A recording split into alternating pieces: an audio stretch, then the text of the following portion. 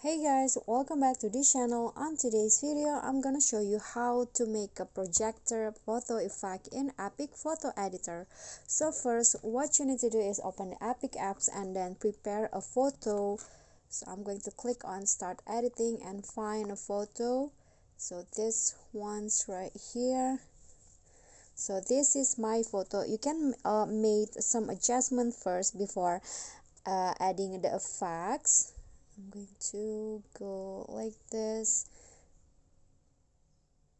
at the contrast, and then after that you can go to effects and then find light category and then find the projector. So this one's right here, click on that and wait for the effects to apply.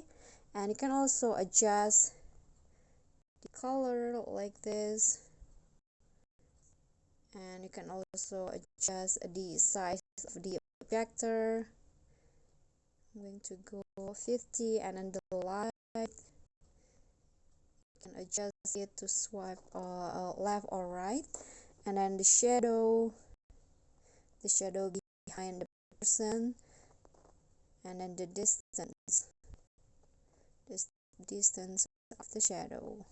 I'm going to go to 80 and then click on the photo again, and here is the result. And after that, if you want to crop it, you can also go to tools and find crop. For example, you want to make it square like this or not, you will go like that, and you can just click on save